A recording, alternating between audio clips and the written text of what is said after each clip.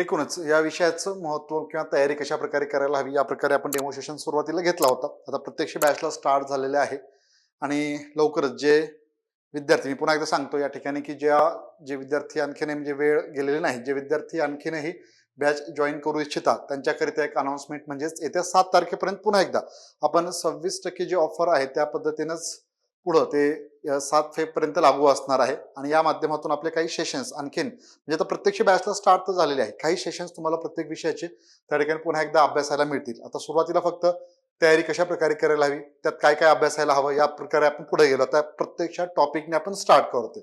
त्याचबरोबर ज्या विद्यार्थ्यांनी एनरोलमेंट केलेलं आहे, ज्यांनी ऍडमिशन घेतलेलं आहे, त्यांच्याकरिता आणखी एक सूचना, म्हणजेच तुम्हाला या आठवड्याच्या एंडिंगला किंवा नेक्स्ट वीकमध्ये मोस्टली नोट्स मिळायला सुरुवात होतील. ओके. आणि त्या पद्धतीने आपण लेक्चर कशा प्रकारे असणार आहेत, त्यानंतर लेक्चर, त्यानंतर टेस्ट, ह्या सर्व प्रकारातून आपल्याला पुढे जायचं आहे. ज्या पद्धतीने मेन्शन केलं गेलेलं आहे, म्हणजे उगाच सांगितलं आणि ते घेतलं नाही अशा प्रकारे नसेल. व्यवस्थितरित्या पीवायक्यूचाही त्यात समावेश असेल मित्रांनो, सराव प्रश्नांचाही समावेश असेल, जेणेकरून आपल्याला तो विषय अधिक एकदम परफेक्ट तो तयार करून घ्यायचा आहे, हे लक्षात घ्या. मी स्टार्ट करतोय त्याआधी पुन्हा एकदा सर्वांचं स्वागत करतो. आणि गुगल मीटच्या माध्यमातून आणखीन काही विद्यार्थी लेक्चर अटेंड करू शकतात या आठवड्यात तरी किमान. आणि एनरोलमेंट करायचं असेल बाकीचे विद्यार्थी ते करू शकतात, आणि ज्यांनी केलेलं आहे ते देखील तुमच्या मित्रांना सजेस्ट करू शकता लेक्चरच्या बाबतीत किंवा कोर्सच्या बाबतीत वगैरे सर्व गोष्टी सांगू शकता इथे. तर या विषयाची तयारी आपण पहिल्या टप्प्यात जाणून घेतलेला आहे. यानंतर आजच्या भागात आज इतिहास या विषयामध्ये आपण म्हणजे इतिहास या विषय सेशन असेल. पुढील आणखीन एक वेगवेगळ्या विषयाचे सेशन पुढे पार पडतील. नंतर मात्र एक व्यवस्थित प्रॉपर तुम्हाला आठवड्याभराचा एक म्हणजे या आठवड्यामध्ये कुठले कुठले विषय होणार आहेत, त्या विषयाचा कशा प्रकारे अभ्यास करायचा आणि त्याची टेस्ट होणार आहे, या पद्धतीने सर्व तुम्हाला आराखडा त्या ठिकाणी दिला जाईल. आजच्या भागात मात्र मी टॉपिक घेऊन आलेलो आहे, लगेच स्टार्ट करूयात आपण. बाकीच्या सर्व गोष्टी आपण जाणून घेतल्या, किती मार्काला विषय आहे, अभ्यासक्रम वगैरे वगैरे. आता परत रिपिटेशन मी टाळतो आणि सरळ सरळ आपण टॉपिकला स्टार्ट करू अधिकचा वेळ न घेता. आणि तुमचे काही क्वेश्चन असतील आवर्जून मित्रांनो या ठिकाणी विचारायचे आहेत, कमेंटद्वारे कळवत चला. ओके. तर 3 टप्पे जे आपण सुरुवातीला मेन्शन केलं होतं त्याप्रमाणेच आधुनिक भारताचा इतिहास, समाजसुधारक आणि महाराष्ट्राचा इतिहास हा आपल्या अभ्यासाला मुख्यतः भाग आहे. आणि यातनं आपल्याला परीक्षेमध्ये 10 प्रश्न विचारले जात आहेत, त्यामुळे त्याचा अभ्यास आपल्याला व्यवस्थित करावायचा आहे. तर सुरुवात इथे मात्र मी मित्रांनो समाजसुधारकापासून केलेली आहे. तर आपण तुम्हाला याची नोट्स पण मिळून जातीलच लवकरच सर्व एकत्र, कारण तुम्हाला ते लेक्चरला येण्याच्या आधी अभ्यासून आल्याच्या नंतर आणि लेक्चरमध्ये एक वेळेस ते रिपीट झाल्याच्या नंतर मग पीवायक्यू सोडवायचे आणि सराव प्रश्न, या पद्धतीने आपण जर तयारी केलो तर अगदी बेस्ट म्हणेन मी. आणि व्यवस्थितरित्या तो टॉपिक, तो विषय कव्हर होणार आहे आपला. लक्षात घ्या, या पद्धतीने या विषयाचे तरी आपलं पुढं कंटिन्यू असणार आहे. तर इतिहास या विषयात अभ्यासत असताना हा भाग आपण नंतर घेऊ. सुरुवातीला समाजसुधार कंप्लीट करून घ्यायचे आपल्याला. तर सर्वप्रथम मी स्टार्ट समाजसुधारकापासून करतोय, त्यानंतर असेल आधुनिक भारताचा इतिहास, आणि त्यानंतर मित्रांनो सर्वात शेवटी आपण महाराष्ट्राचा इतिहास अभ्यासणार आहोत. क्लिअर? अशा पद्धतीने आपले लेक्चर पुढे होणार आहेत. तर आजच्या भागात एक महत्वाचे समाजसुधारक मी या ठिकाणी घेऊन आलेलो आहोत. आणि पहा, एका समाजसुधारकाची माहिती घेतल्याच्या नंतर लक्षात घ्यायचा, तुम्ही याआधी जर तुम्ही पीवायक्यू वगैरे पाहिला असाल तर बेस्टच, नसेल पहिल्यांदाच लेक्चर जॉईन करताय तर इथे तुम्हाला त्या पद्धतीने आपण सराव करून घेणार आहोतच. म्हणजे फॉर एक्झाम्पल तुमच्या लक्षात येऊन जाईल. आता समाजसुधारकाला ज्यावेळेस आपण स्टार्ट करूया, त्यानंतर पहिल्यांदा ज्या समाजसुधारकांच्या बद्दल आपण माहिती घेणार आहोत त्यांच्याविषयी काही प्रश्न पीवायक्यू प्रिव्हियस इयर क्वेश्चन मध्ये जे काही महत्वपूर्ण प्रश्न विचारले गेलेले आहेत ते प्रश्न आपण इथे घेणार आहोत. त्याची उत्तरे तुम्हाला देण्याचा प्रयत्न करायचा आहे आणि आपण ते थोडंसं जाणून घेणार आहोतच. ठीक आहे. तर समाजसुधारक या ठिकाणी महाराष्ट्रातून महाराष्ट्रातून अनेक थोर समाजसुधारकांच्या कार्याचा आढावा घेत असतानाच अलीकडे मात्र मित्रांनो प्रश्नांच्या स्वरूपाबद्दल मी डिस्कस करतो आणि मग समाजसुधारकांकडे आपण वळूया. ज्या वेळेस मोस्टली म्हणजे मेन आपण जे शाहू फुले आंबेडकर म्हणतो, त्यानंतर आणखीन काही महत्वाचे समाजसुधारक यांच्या विषयीचा अभ्यास हा तर आपल्याला करायचा आहेच आहे, बरोबर. याचबरोबर यामध्ये अलीकडच्या काळामध्ये दलित बांधव चळवळ असेल, कामगार चळवळ असेल, स्त्रियांच्या विषयीचे प्रश्न म्हणजे महिला समाजसुधारक असतील किंवा स्त्री मुक्ती चळवळ ज्याला म्हणू आपण, या माध्यमातून प्रश्नांची संख्या आपल्याला अधिकची विचारली जात असल्याचं दिसतं आणि त्यावरतीच प्रश्न पाहायला मिळत आहेत. आणि मेन म्हणजे या महिला समाजसुधारक असतील किंवा दलित बांधवाची चळवळ किंवा कामगार चळवळ किंवा वृत्तपत्रांचं कार्य महाराष्ट्र संदर्भात जर विचारायला गेलं, या माध्यमातून आपल्याला जे प्रश्न विचारतायत त्यांच्या बरोबरीनेच, हे लक्षात घ्यायचं, थोडंसं बारकाईनं पहा, त्यांच्या बरोबरीनेच आपल्याला त्यांना त्यांच्या कार्यात केलेल्या व्यक्तींचं सहकार्य लाभलेलं जे असेल त्यांचंही कार्य महत्वपूर्ण असणार आहे. तर त्यांच्या विषयीचे प्रश्न पाहायला मिळत आहेत. त्यामुळे थोडंसं डीपली आपल्याला विचार करावा लागणार आहे. आणि ज्या अर्थी आपण कुठल्याही समाजसुधारकांच्या विषयीचा आता अभ्यास करणार आहोत, त्यामध्ये आपण साधारणपणे पूर्व प्लस मुख्य परीक्षेच्या उद्देशानं ते आपल्याला पुढे जायचंय, लक्षात घ्या. म्हणजे तुमचं हे आता अभ्यासून झालंय याचा अर्थ असं नाही की तो तुम्हाला मुख्य परीक्षेकरिता उपयुक्त ठरणार नाही. तर एकत्र म्हणजे इथून म्हणजे त्यात जे काही पॉईंट्स असणार आहेत ते मेन्सच्या दृष्टिकोनातून असतील. मात्र ज्यावेळेस पूर्व परीक्षा संपन्न होईल दरम्यानच्या काळात म्हणजे मुख्य आणि पूर्व परीक्षा झाल्याच्या नंतर आणि मुख्य परीक्षेपर्यंत त्यामध्ये मात्र तुम्हाला रिवाईज करायला आणखीन सोपं जाणार आहे. Okay, clear. यानंतर आपण स्टार्ट करूया. महत्वाचे समाज सुधारक खऱ्या अर्थ खरं जर पाहायला गेलं तर म्हणजे अगदी सिक्वेन्सली किंवा त्यांच्या जन्मतारखेपासून वगैरे जर पाहायला गेलं तर इथे आपण सुरुवातीला जगन्नाथ शंकरसेठ यांचं नाव घेतो आणि त्यांच्या कार्याचं 1,00,000 मुलाचं कार्य आपल्याला पाहायला मिळतं. तिथून पुढे त्यांच्या कार्याचा आढावा घ्यायला हवा. परंतु मी खऱ्या अर्थाने या ठिकाणी सर्वात महत्वाचे समाज सुधारक यांच्यापासून स्टार्ट करतोय ते म्हणजेच ज्यांनी म्हणजे मुलींच्या शिक्षणासाठी अविरतपणे काम केलं होतं आणि समाजामध्ये त्या ठिकाणी अस्पृश्यता निर्मूलनाकरिता एक थोर असं कार्य आपल्याला त्यांचं पाहायला मिळतं आणि त्या माध्यमातून समाजाला एक वेगळ्या प्रकारची दिशा देण्याचं काम ज्यांनी केलं ते म्हणजेच मित्रांनो महात्मा ज्योतिबा फुले यांच्याविषयी आपण आजच्या भागात जाणून घेणार आहोत. पहिले समाजसुधारक, थोर समाजसुधारक आपण म्हणू. आजच्या भागात बघूया म्हणजे पाहूया की कशा प्रकारे समाजसुधारक आपले पूर्ण कंप्लीट होत आहेत पुढे चालून. मात्र सुरुवातीला महात्मा ज्योतिबा फुले यांच्या कार्याचा आपल्याला थोडक्यात आढावा घ्यायचा आहे. पहा, समाजसुधारकांच्या बाबतीत जर प्रश्नांची संख्या पाहायला गेलं काही वेळेला 2 किंवा 3, काही वेळेला 1 किंवा 3 किंवा 4 असे प्रश्न आहेत किंवा 2च किंवा 1. तर ऍव्हरेज जर पाहायला गेलं की 2 प्रश्न तरी आपण साधारणपणे गृहीत धरून चलूया, 2 किंवा 3. कारण 2 समाजसुधारक, 3 महाराष्ट्राच्या इतिहासावरती स्पेशली संयुक्त महाराष्ट्र चळवळ असेल, वर्तमानपत्रांचं कार्य असेल आणि बाकी 4 ते 5 प्रश्न आधुनिक भारताचा इतिहास असे डिवायडेशन पाहायला मिळतं आपल्याला. मात्र या ठिकाणी काही समाजसुधारकांच्या विषयीचा अभ्यास करीत असताना इथे आपण सर्वप्रथम महात्मा ज्योतिबा फुले यांच्या कार्याचा थोडक्यात आढावा घेणार आहोत. तर स्टार्ट करूया. यांच्याविषयीची माहिती घेत असताना प्रामुख्याने त्यांनी केलेल्या सुधारणा, त्यानंतर सुरुवातीला सर्वप्रथम ज्या कारणास्तव समाजसुधारणेकडे वळले होते तिथपासून तर एकूणच मुलींच्या शिक्षणाकरिता केलेलं कार्य, अस्पृश्यता निर्मूलनाकरिता केलेलं कार्य, तसेच शेतीविषयक महत्वपूर्ण कार्य देखील आपल्याला जाणून घ्यायचं आहे. त्याचबरोबर मित्रांनो मुलांचं शिक्षण कशा पद्धतीनं व्हायला हवं याचीही मांडणी त्यांनी केली होती. थोडंसं इंट्रोडक्शन म्हणू मी. आणि त्यानंतर मग काही महत्वपूर्ण ग्रंथांचे लिखाण देखील महात्मा ज्योतिबा फुले यांचं आपल्याला दिसून येतं. तसेच काही विचारवंतांचा त्यांच्या जीवनावरती काही प्रभाव होता, परिणाम जो त्या माध्यमातून त्यांचं लिखाण आपल्याला पुढे पाहायला मिळतं. तसेच पुणे नगरपालिकेचे सदस्य म्हणून देखील मित्रांनो त्यांनी काम केलं होतं. तर एकूणच हा सर्व भाग त्यांच्याविषयी जाणून घेत असताना सुरुवातीपासून अगदी येतो मी. महात्मा ज्योतिबा फुले थोर समाजसुधारक यांच्याविषयी माहिती घेत असताना मित्रांनो त्यांचा जन्म सुरुवातीला आपल्याला जाणून घेणं आवश्यक ठरतं. 11 एप्रिल 1827 पुणे या ठिकाणी झालेला होता. मूळ गाव कटगुण आणि हे सातारा जिल्ह्यातील आहे. त्यात कटगुण या ठिकाणी जरी त्यांचं मूळ गाव जरी असलं तरी पुणे या ठिकाणी त्यांचे जे पूर्वज आहेत तर ते फुलांचा व्यवसाय करायचे आणि त्यांचं मूळ आडनाव जे होतं ते गोरे होतं. मात्र ते गोरे आडनाव मागेच पडलं आणि पुढे आपल्याला फुलेच हे आडनाव रुजू झाल्याचं दिसून येतं. फुलांचा व्यवसाय करीत असल्या कारण एक अशी म्हणजे पार्श्वभूमी आहे त्यांच्या नावापुढे असं म्हणू आपण. आणि त्यानंतर अगदी ते वयाच्या म्हणजे 1 वर्षाचे असतानाच त्यांच्या चिमणाबाई आईंचं निधन झालेलं होतं. मित्रांनो पुढे मात्र समाज सुधारणेचं कार्य त्यांचं 1,00,000 मुलाचं आपल्याला पाहायला मिळतं. जाणून घेऊ थोडक्यात त्यांच्या कार्याचा आढावा. या ठिकाणी महात्मा ज्योतिबा फुले कार्य करीत असताना समाज सुधाराकडे वळण्याच्या आधी एक प्रसंग त्यांच्या कारकिर्दीतला त्याचा थोडासा उल्लेख करूया आणि मग पुढे काही पॉईंट्स पण आपल्याला मेन्शन करायचे आहेत.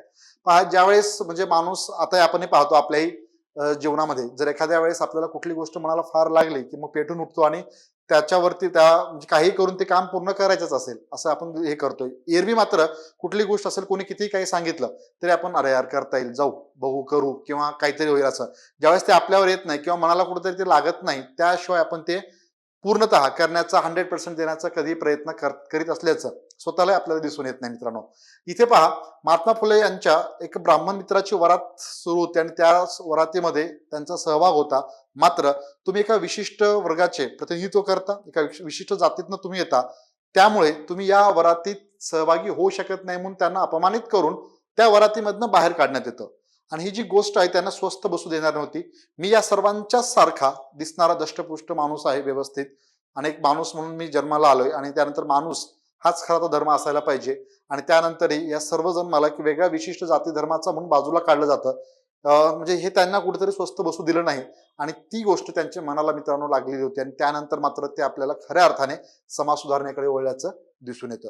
मग त्यानंतर सर्वप्रथम शिक्षण पूर्ण झाल्याच्या नंतर प्राथमिक शिक्षण आणि पुढील शिक्षण म्हणजे पूर्ण केल्याच्या नंतर, कंप्लीट केल्याच्या नंतर ते म्हणजे 1840च्या आधी, त्या आधीच म्हणजे 1840 मध्ये सावित्रीबाई फुले यांच्याशी त्यांचा विवाह होतो मित्रांनो. त्यानंतर सावित्रीबाई यांच्या सहकार्याने ते आपल्याला शिक्षणामध्ये महत्वपूर्ण योगदान म्हणजे शिक्षण सुधारणामध्ये त्यातल्या त्यात मुलींच्या शिक्षणाकरिता अविरतपणे झटणारे पहिले समाजसुधारक म्हणून त्यांचा उल्लेख करावा लागेल आपल्याला. म्हणजे प्राथमिक शिक्षणाच्या बाबतीत बोलायचं झालं तर आपण महात्मा ज्योतिबा फुले यांचं उदाहरण देतो. आणि त्या ठिकाणी मुलींच्या हायस्कूलसाठी किंवा उच्च शिक्षणाकरिता जर विचार केला गेला, हायस्कूल असेल, महाविद्यालयीन शिक्षण असेल, त्या ठिकाणी कर्वे यांचा उल्लेख आपल्याला, महर्षी धोंडो केशव कर्वे यांचा उल्लेख आपण करीत असतो. इथे मात्र मुलींनी बाहेर पडलं पाहिजे, शिक्षण घेतलं पाहिजे, त्यातनं त्यांची प्रगती होणं आवश्यक आहे. या उद्देशानं महात्मा ज्योतिबा फुले हे 1848 या वर्षी मुलींची पहिली शाळा सुरू केल्याचं आपल्याला दिसून येतं. पुणे या ठिकाणीच भिड्यांच्या वाड्यात मुलींची पहिली शाळा मित्रांनो त्यांनी स्टार्ट केलेली आहे. पहा, या कार्यात त्यांना त्यांच्या अनेक सहकारी मदत देखील केली आहेत. यावरती प्रश्न विचारला गेलेला आहे. पहा, कंबाईनच्या परीक्षेमध्ये म्हणजे आता हे साधारणपणे एक पहिल्या टप्प्यातील माहिती, म्हणजे कोणती संस्था कधी स्थापन केली, शाळेची स्थापना कधी केलेली आहे, एखाद्या वेळेस कशा समाजाची, सत्यशोधक समाजाची स्थापना असेल, या सर्वांचा आढावा आपण घेत असताना, या सर्वांचा आढावा घेत असताना मात्र प्रश्नांचं स्वरूप आता बदलत असल्या कारणानं मित्रांनो इथे एक गोष्ट आपल्याला लक्षात घ्यायची आहे. या कार्यात त्यांना केलेल्या सहकार्य, ज्या व्यक्तींनी सहकार्य केलेलं आहे त्या व्यक्तींबद्दल आपल्याला माहिती असणं आवश्यक आहे. त्याला अनुसरून क्वेश्चन पाहायला मिळत आहेत. पुढे आपण ते पाहणारच आहोत, त्यांच्या या कार्यात त्यांना कोणी सहकार्य केलं. मित्रांनो, मुलींची शाळा स्टार्ट केल्याच्या नंतर जर पाहिलं आपण तर असं नाही की म्हणजे स्टार्ट केलं आणि लगेच बराबर बऱ्याचशा मुली आल्या आणि लगेच शिक्षणाला सुरुवात झाली, असं कदापि घडल्याचं दिसून येत नाही. मोठ्या प्रमाणात त्यांच्या या कार्याला सुरुवातीला विरोध देखील झालेला आपल्याला पाहायला मिळतं. अनेक ठिकाणी त्यांना अंगावर लोक मारायला धावून देखील आलेली होती. या सर्वांना विरोध करून पहा, कुठल्याही चांगल्या कामाची स्टार्ट करायचं म्हटलं विरोध तर होणारच, आणि ते एक महत्वाचं कार्य हाती घेतल्याच्या नंतर ते मात्र त्यांनी पूर्णच केलं असं म्हणू आपण. तिथे त्यांनी कधी म्हणजे मागे कधीच आले नाहीत ते, आणि त्यानंतर हे काम पूर्ण करीत असतानाच त्यांना लाख मोलाचं सहकार्य त्यांच्या सहकार्याने ते दिलेलं होतं. आर्थिक असेल, इतरही पाठबळ त्यांना त्या ठिकाणी मिळालेलं होतं. पुढे मित्रांनो, अस्पृश्य बांधवांकरिता त्यांनी शाळा स्टार्ट केली होती. सर्वप्रथम 1852 मध्ये नाना पेठेत, नंतर वेताळ पेठेत त्यांची शाळा आपल्याला पाहायला मिळते. या माध्यमातून विश्रामबाग वाडीत पुणे या ठिकाणी मेजर कॅन्डी यांच्या हस्ते त्यांचा मोठ्या प्रमाणात सत्कार देखील करण्यात आलेला होता. म्हणजे या शिक्षणाचं एकूणच जे शिवधनुष्य त्या काळात त्यांनी उचललेलं होतं त्याचं लाख मोलाचं काम हे पाहून त्यांना मेजर कॅन्डी यांच्या हस्ते विश्रामबाग वाडा, आजही तुम्ही पुण्यामध्ये जर पाहिलं विश्रामबाग वाडा तुम्हाला म्हणजे सदाशिव पेठेच्या थोडंसं पुढे गेलात त्या ठिकाणी दिसून येतं. तिथे तुम्हाला विश्रामबाग वाडा आहे, त्याच ठिकाणी त्यांचा सत्कार देखील करण्यात आला होता. पुढे मित्रांनो, बालहत्या प्रतिबंधक गृहाची त्यांनी स्थापना केली होती. म्हणजे स्वतःच्याच घरी त्या ठिकाणी बालहत्या प्रतिबंधक गृह त्यांनी स्थापन केलं होतं. त्यानंतर त्या काळामध्ये म्हणजे काही समाज सुधारणेचं धोरण आखल्याच्या नंतर सुधारणा करावायच्याच आहेत म्हटल्यानंतर या समाजात फार वेगवेगळ्या प्रथा होत्या, त्या बंद करण्याचा प्रयत्न त्यांनी केल्याचं आपल्याला दिसून येतं.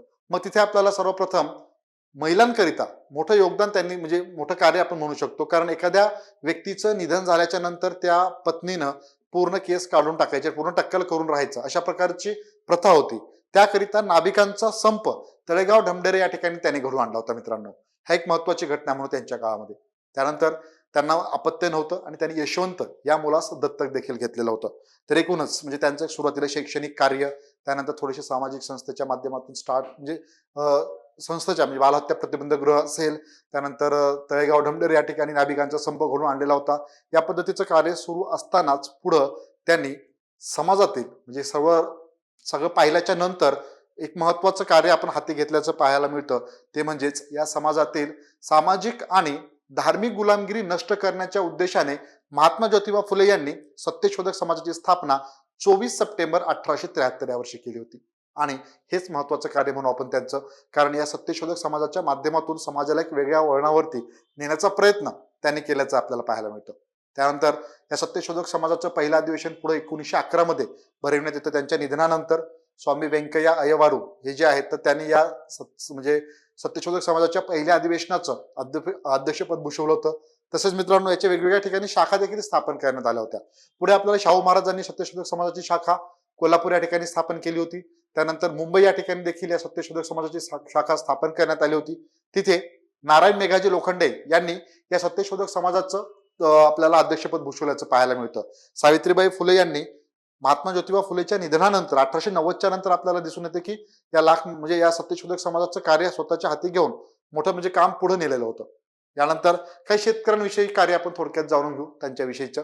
इथे म्हणजे पीपीटी स्वरूपात पॉईंट पुढे पाहायचे आहेत, रीड करू आपण थोडंसं. अधिकदा माहिती मेन्शन करतोय म्हणजे ते तुम्हाला एकदा ऐकल्याच्या नंतर आणखीन ते परफेक्ट होऊन जाईल आणि त्यात आणखीन ऍडिशनल पॉईंट्स आपल्याला पीपीटीच्या स्वरूपात आपण नोट करणार आहोत. यानंतर मग शेतकऱ्यांच्या विषयी कार्य पाहत असताना म्हणजे त्या काळामध्ये शेतकऱ्यांविषयी कळवळा होताच, मात्र शेतकऱ्यांवरती होणारा जो अन्याय आहे ते दूर सारून किंवा किंबहुना त्याच्या पलीकडे त्यांना काही गोष्टीत मदत मिळावी सरकारकडनं, याकरिता सर्वप्रथम शेतकऱ्यांना म्हणजे कालवे असतील, धरणे असतील, तलाव ते बांधून द्यावेत याकरिता त्यांनी प्रयत्न केलेले होते. म्हणजे बांधून द्यावेत अशी मागणी ब्रिटिशांपुढे त्यांनी केलेली होती महात्मा फुले यांनी. तसेच पशुपालनाला चालना मिळावी यासाठी अविरतपणे त्यांनी प्रयत्न केलेले होते मित्रांनो. आणि पीक संरक्षणासाठी शेतकऱ्यांना बंदुकीची परवाने देखील द्यावीत अशी त्यांनी मागणी केली होती. अल्प व्याजदरात कर्ज देखील द्या, अल्प व्याजदरामध्ये त्यांना कर्ज दिलं पाहिजे आणि त्या माध्यमातून अशी मागणी आपल्याला ती एक दिसून येते प्रामुख्याने. तसेच व्हिक्टोरिया बालिकाश्रमाची जे दुष्काळग्रस्त विद्यार्थ्यांसाठी व्हिक्टोरिया बालकाश्रमाची त्यांनी स्थापना केलेली होती. या एकूणच कार्याबरोबरच मित्रांनो शिक्षणाचा वरती मात्र त्यांचा भर जो होता अगदी सुरुवातीपासून इथे मात्र आपल्याला त्यांचा एक लाखमोलाचा विचार दिसून येतो. म्हणजे पहा, ज्यावेळेस शिक्षण जे सुरू असतं त्यावेळेस कोणीही एखाद्या वेळेस अगदी टॉप लेवलचे शिक्षक म्हणून आपण त्या ठिकाणी नेमले गेले आणि अगदी शेतकरी वर्गातून आलेल्या विद्यार्थ्यांना त्या गोष्टी इझिली समजणार आहेत का? नाही. त्याकरिता त्यांनी अशी एक भूमिका मांडली होती. एक 1882 दरम्यान एक विल्यम हंटर कमिशन नावाचं त्यांनी नेमलं होतं. त्या शिक्षणाच्या समोर साक्ष देताना, या समितीसमोर शिक्षणासंबंधी साक्ष देताना त्यांनी असं मेन्शन केलं होतं की शेतकरी जे आहेत तर ते प्रशिक्षित शेतकरी म्हणजे शिक्षक जे आहेत ते शेतकरी वर्गातील प्रशिक्षित असावेत, जेणेकरून या विद्यार्थ्यांना त्यांच्या गोष्टी क्लिअर होतील यासाठी त्यांची आग्रही भूमिका होती. तसेच 12 वर्षापर्यंतच्या मुला मुलींना मोफत आणि सक्तीचं शिक्षण देखील दिलं जावं अशाही प्रकारची भूमिका त्यांनी त्यावेळेस मांडलेली होती मित्रांनो. त्यानंतर अनेक ग्रंथांचं लेखन देखील त्यांनी केलं होतं. त्यात आपल्याला छत्रपती शिवाजीराजे भोसले यांचा पोवाडा असेल, ब्राह्मणांचे कसब, गुलामगिरी, सत्यशोधक समाजाची त्यांनी ऑलरेडी स्थापना केली. सार्वजनिक सत्यधर्म हा त्यांच्या निधनानंतर प्रकाशित झालेला ग्रंथ होता. सत्सार, इशारा या प्रकारच्या ग्रंथांची रचना आपल्याला त्यांनी केल्याचं दिसून येतं. नंतर मग त्या काही मधल्या कालावधीमध्ये जर पाहायला गेलं तर थॉमस पेन यांच्या राईट्स ऑफ मॅन आणि कॉमन सेन्स या ग्रंथांचा विशेष असा प्रभाव देखील महात्मा फुले यांच्यावरती होता. आणि याचबरोबर साधारणपणे 76 म्हणजे 1876-80च्या दरम्यान ते आपल्याला या पुणे नगरपालिकेचे सदस्य असल्याचे दिसून येतं. तर एकूणच हे जे कार्य आहे यांचं महात्मा ज्योतिबा फुले यांचे थोडक्यात आढावा आपण या ठिकाणी माहिती स्वरूपात घेतलेला आहे. त्यानंतर काही पॉईंट्स जाणून घेऊ मित्रांनो आणि त्यानंतर परत तुम्हाला प्रश्नांची उत्तरे देखील द्यावायची आहेत आणि त्याचबरोबर तुम्हाला यानंतर जे काही नोट्स मिळणार आहेत त्यानंतर ते नोट्सही रिव्हिजन करावायचं आहे. माहिती ऐकल्याच्या नंतर लेक्चरच्या माध्यमातून कुठले पॉईंट्स महत्वाचे असतील परीक्षाभिमुख त्यावरती भर दिला जाईल, क्वेश्चन आन्सर सोडून घेतलं जाईल. या माध्यमातून तुम्हाला लक्षात येऊन जाईल की कशा प्रकारे या ठिकाणी आपल्याला या टॉपिक बद्दलची माहिती घ्यावायची आहे. तर जाणून घेऊया पुढं. पहा, महात्मा फुले यांच्याबद्दल 1827 ते 1890 हे त्यांच्या कारकिर्दी आपण म्हणू इथे आणि त्यानंतर त्यांच्या कार्याचा थोडक्यात आणि महत्वपूर्ण आढावा आपल्याला या ठिकाणी घ्यायचा आहे. परीक्षाभिमुख असं म्हणू आपण. पहा, एक एक पॉइंट्स या माध्यमातून तुम्ही ते नोटही करू शकता. अदरवाईज आपण म्हणजे पुढे तुम्हाला ते नोट्स आणखी येतीलच. इथे मात्र फास्टली थोडंसं पुढे जाऊ टॉपिकच्या माध्यमातून. 11 एप्रिल 1827 एक बेसिक माहिती म्हणून सुरुवातीला पहिल्यांदा जन्म त्यांचा पुणे या ठिकाणी झालेला होता. त्यानंतर मूळ गाव कडगुण. इथे बऱ्याचदा कन्फ्युजन होतं. एक सोपा प्रश्न म्हणून आपण इतका म्हणजे एवढं इझिली क्वेश्चन नसणारच आहे परीक्षेत, परंतु 1% मध्ये काही सांगता येत नाही. आपण बाकीच्या गोष्टी कव्हर करण्याचा प्रयत्न करतो. सोप्या गोष्टींकडे दुर्लक्ष होतं आणि परीक्षेत नेमकं ते विचारलं गेलं की कन्फ्युजन होतं. नेमकं अरे आपण ते एकदाच ओझरतं वाचलं होतं, मात्र आता नेमकं पेपरमध्ये क्लिक होत नाहीये. कडगुण येथे जन्म नाही झालेला त्यांचं, लक्षात घ्या. मूळ गाव जे आहे त्यांचं हे कडगुण आहे सातारा मधलं आणि 11 एप्रिल 1827 मध्ये पुणे या ठिकाणी त्यांचा जन्म आहे. हे मात्र क्लिअर करायचं आपल्याला, लक्षात घ्यायचंय. पुढे मूळ आडनाव जे होतं गोरे आणि याचं मी तुम्हाला सांगितलंय गोरे हे त्यांचं मूळ आडनाव. म्हणजे फुलांचा व्यवसाय त्यांचे पूर्वज करायचे आणि त्यामुळे गोरे जे आडनाव आहे ते मागे पडलं आणि पुढे फुले हेच रुजू झालेलं होतं. ओके, फुले या नावानेच त्यांना ओळखलं जात होतं. ज्योतिबा क्षत्रिय माळी समाजातील ते होते. पुढं 1834 ते 38 या कालावधीत पंतोजींच्या शाळेत ज्योतिबांचं प्राथमिक शिक्षण झाल्याचं आपल्याला दिसून येतं. वयाच्या 13व्या वर्षी धनकवडीच्या खंडोजी नेवसे पाटील यांची कन्या सावित्रीबाई यांच्याशी त्यांचा 1840 या वर्षी मित्रांनो विवाह झालेला होता. इयर लक्षात ठेवायचं आहे. काही वेळेला सिक्वेन्स महत्वाचा असणार आहे. पहा, म्हणजे नुसती माहिती घेऊन पुढे जायचं नाही, हे तर लक्षात ठेवायचं आहे आपल्याला आणि ते एका वेळेस माहिती घेतल्याच्या नंतर राहणार नाही. त्याकरिता त्याचं रिव्हिजन प्रश्न उत्तरच्या स्वरूपात पुन्हा एकदा रिव्हिजन, सराव प्रश्नाच्या माध्यमातून आणखीन एक वेळेस रिव्हिजन. या पद्धतीने ते आपल्या नंतर कायमचं लक्षात राहील. ज्याप्रमाणे मी तुम्हाला सुरुवातीला माहिती सांगितली होती, त्यात जे काही पॉईंट्स ऍडिशन होत आहेत, काही ठिकाणी इयर, सिक्वेन्स किंवा क्रम लावा याबद्दलचे क्वेश्चन पाहायला मिळतात. त्यानंतर आपल्याला कोणत्या वर्षी कोणत्या घटना घडल्या हे माहिती असणं आवश्यक. जोड्या लावा असतील, क्रम लावा असेल, चुकीचं जोडी किंवा चुकीचे पर्याय निवडा, या पद्धतीने आपल्याला ते नोट करणं आवश्यक आहे. पुढं 1841 ते 47 या दरम्यान उर्दू शिक्षक होते गफार बेग मुन्शी, ओके, व धर्मोपदेशक होते लिजिट साहेब. यांच्या प्रयत्नाने पुण्यातील स्कॉटिश मिशनरी शाळेत ज्योतिबांचं इंग्रजीचं शिक्षण झालेलं आहे. ओके, विधानात्मक स्वरूपात हे महत्वाचं असणार आहे, त्यामुळे व्यवस्थित बारकाईने ते आपल्याला नोट करायचे, कोणत्या ठिकाणी, कुठल्या शाळेत वगैरे. पुढं लहुजी साळवे यांच्याकडे महात्मा फुले दानपट्टा, ढाल, तलवार, मल्लविद्या, नेमबाजी व गोळीबार यांचे शिक्षण देखील घेत होते. आणि त्या लहुजी साळवे यांचं मित्रांनो, ज्यावेळेस पहा, ज्या काळामध्ये शिक्षणाचा दूरदूरपर्यंत संबंध नव्हता, त्या काळात मुलींच्या शिक्षणाकरिता, म्हणजे मुलांच्या शिक्षणाकरिता कोणी असं आग्रही नसायचं. त्यातलं त्यात मुलींचं शिक्षण म्हटल्याच्या नंतर आणखीन लोक वेगळ्या नजरेने पाहायचे. आणि आज आपण पुरुषांच्या खांद्याला खांदा लावून ज्या महिला अविरतपणे त्याचप्रमाणे कष्ट घेऊन पुढे प्रत्येक क्षेत्रात प्रावीण्य मिळवत अगदी पुढे आहेत, हे आपल्याला दिसून येतं. असं असताना त्या काळामध्ये मात्र परिस्थिती जी वेगळ्या स्वरूपाची होती, तिथे मात्र त्यांना अनेक अडचणींना सामोरे जावं लागायचं. आणि तिथे अडचणींना सामोरे जात असताना लहुजी साळवे यांनी मात्र त्यांच्या म्हणजे थोडक्यात म्हणजे त्यांच्या मदतीकरिता ते आवर्जून धावून यायचे आणि त्यांना जो काही समाजाच्या वतीने त्रास व्हायचा, तिथे मात्र ते पुढाकार घेऊन प्रत्येक कार्यामध्ये त्यांना मदत करायची. महात्मा फुले यांना मराठी या भाषेवरती त्यांचं म्हणजे भाषा अवगत होत्या, प्रभुत्व होतं. मराठी, इंग्रजी, उर्दू, कन्नड, तमिळ, गुजराती या भाषा त्यांना अवगत होत्या. ख्रिश्चन व इस्लाम धर्माचा तुलनात्मक अभ्यास त्यांनी केला होता. आता हे माहिती घेत असताना पहा, म्हणजे तुम्हाला असं वाटेल की क्वेश्चन कशा प्रकारे, म्हणजे त्या स्वरूपात पुढे जायचं आपल्याला, परत सांगतोय ते. काही स्टेटमेंट दिले असतील, खालील विधाने त्या ठिकाणी अभ्यासून खालील विधाने अभ्यासून संबंधित समाजसुधारक ओळखा. लक्षात घ्या, खालील विधाने अभ्यासून संबंधित समाजसुधारक ओळखा. या भाषेचा इथे उल्लेख केलाच असेल, या भाषेत त्यांना अवगत होत्या. ख्रिश्चन व इस्लाम धर्माचा तुलनात्मक अभ्यास त्यांनी केला होता. असे काही स्टेटमेंट असतील आणि मग समाजसुधारक ओळखावे लागणार आहेत आपल्याला. त्यामुळे या त्यांच्या कार्याचा आढावा घेत असताना बारीक सारीक गोष्टी, सर्व बाबी, म्हणजे अगदी सुरुवातीपासून जन्मापासून ते थोडक्यात शिक्षण आणि त्याचबरोबर इथपर्यंत म्हणजे आपण त्यांनी केलेला अभ्यास, या दोन ग्रंथां धर्माचा याबद्दलचं इथे मेन्शन केलेला पॉइंट हा महत्वपूर्ण असेल. क्लिअर? यानंतर मग स्त्रियांविषयीचं कार्य. 1848 मध्ये मुलींच्या शाळेबद्दल आपण ते पुढे जाऊच, मात्र याच्या पुढची माहिती घेण्याच्या आधी मी ज्या पद्धतीने पुढे चाललोय, ओके आहे, क्लिअर आहे सर्वांकरिता? किंवा कोणाला असं फास्ट वगैरे होतंय काय असेल तर तुमच्याकडनं लगेच रिप्लाय द्या, कारण मी फक्त आपल्या पद्धतीने पुढे जातोय आणि त्यानंतर तुमच्या डोक्यात काही येत नाही किंवा थोडंसं फास्ट वगैरे होत असेल, असं काही वाटत असेल किंवा काही क्वेश्चन असेल आतापर्यंत मित्रांनो, तर विचारू शकता. मी अवघे 1 मिनिट वेट करतो तुमच्या प्रतिक्रियेसाठी, त्यानंतर लगेच आपण कंटिन्यू करू. येस, कोणाचं काही म्हणणं असेल तर सांगू शकता किंवा कमेंटद्वारे कळू शकता मित्रांनो. बाकी ओके असेल तर मी कंटिन्यू करेल. एक महत्वाचे समाजसुधारक, आणि प्रत्येक समाजसुधारकाच्या नंतर पीवायक्यू साठी रेडी राहायचं आहे. तुम्ही सोडवलं असाल तर बेटर, बेस्ट म्हणेन मी. खरं तर नसेल, या माध्यमातून आपल्याला ते रिव्हिजन करायचं आहे, लक्षात घ्या. करायचं कंटिन्यू. कोणाचं काही म्हणणं नसेल तर क्लिअर आहे, सर्व व्यवस्थित येते लक्षात. एखाद्या समाजसुधारकांच्या बद्दलची माहिती घेत असताना आपल्याला कशा पद्धतीने अभ्यास करावायचा आहे, क्वेश्चन कसे क्रिएट होत आहेत, त्या माध्यमातून काही ठिकाणी आपण ते मेन्शन करतोय, त्यामुळे ते पॉइंट्स देखील लक्षात ठेवणं गरजेचं आहे. चालेल. येस, गीता यांचा क्वेश्चन.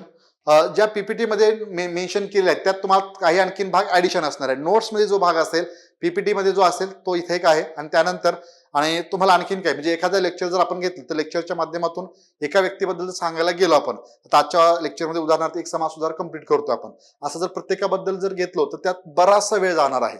त्या कारणास्तव पीपीटी मध्ये जो भाग असणार आहे त्याच्या व्यतिरिक्त आणखीन काही पॉईंट्स तुम्हाला नोट्स मध्ये ऍडिशन असणारच आहेत, हे लक्षात घ्या.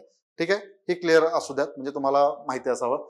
हे पण आहेच पीपीटी, आणि पीपीटीच्या नंतर आणखीन त्यात ऍडिशनल असेल लेक्चर मध्ये जेवढं होईल तो भाग, आणि त्यानंतर त्यातही तुम्हाला अभ्यासाला मिळेल.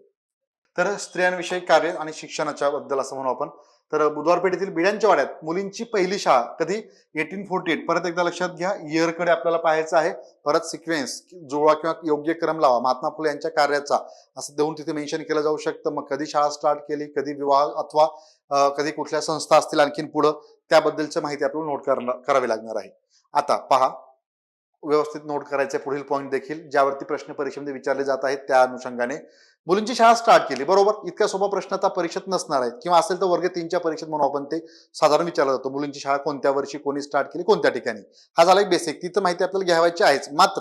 मात्र प्रश्न असा असणार आहे का परीक्षेमध्ये? अजिबात नाही, लक्षात घ्या.